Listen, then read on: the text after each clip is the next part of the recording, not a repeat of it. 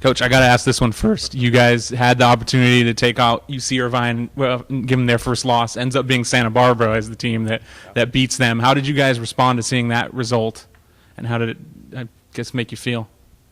I don't think the result, Santa Barbara against Irvine, really affects us in any way other than the fact that now Santa Barbara's picked up some points within the league. I think that's the most obvious one. I watched that game. It was streamed online, so I had the opportunity to see it. Obviously, the rules we're not allowed to go out and watch the games, but the goal was it was an incredible goal. It was a great finish. Nick Depew putting a great ball in. To be fair, I think the biggest thing that take away from the weekend is that we had the opportunity to beat Irvine. And I think you look at our group and you look at our game, the missed PK certainly affected the group. It was not a reason why we lost or tied the game, I should say. But at the end of the day, we lost points in that game because we didn't finish our chances. Sure, we gained one, but I look at that game and I think how many opportunities we had to win it, especially late on in regulation and even in overtime, a couple of chances that our strikers ultimately put over the top of the crossbar. And you look at it as dropping 2 points rather than gaining one against a very good team. And certainly we felt that Irvine was a very good team and their record was well-deserved. Then obviously Sunday we had the response we were looking for against a very good Northridge team to win that game in overtime. Certainly a testament to our group and a great response from the guys. Yeah, and Cabo went out in the game against UC Irvine and looked to be kind of hurt. How hurt was he? Yeah. And did you expect him to come back and have that kind of performance? Well, we certainly expected him to come back. We knew he was going to be available for Sunday. We knew he'd be healthy to play.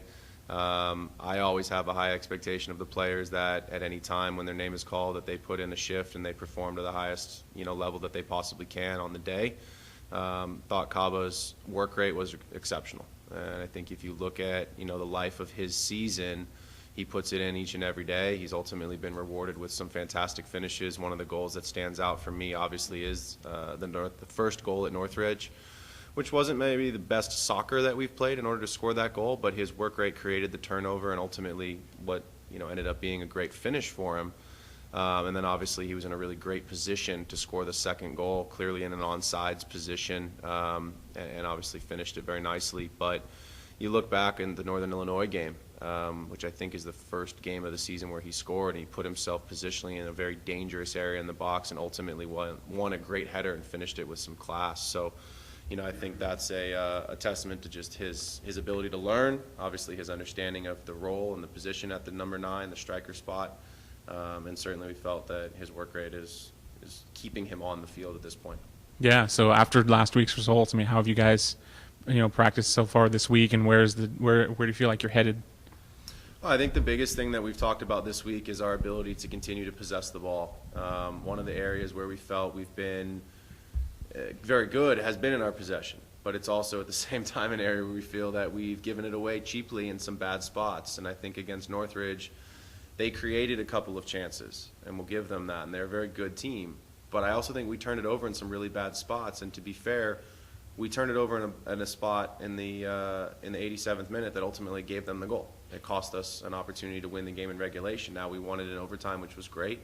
But where we lose the ball is very important, and we've talked a lot about that. So continuing to make sure that we take care of the ball, we take care of it in the proper areas of the field. Obviously, we want to continue to play attractive soccer and build out of the back, but at the same time, I think where we lose the ball ultimately is something we've talked about maybe the most this week. So.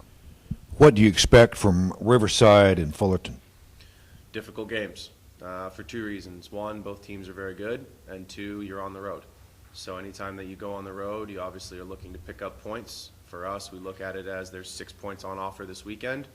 And we would anticipate that some team in the league, be it a North or a South, will win both of their games, whether it's the 2 teams from the South that are hosting Sac State and Davis this weekend, or whether it's Santa Barbara that also play Riverside and Fullerton. So I think we look at it as there's 6 points on offer.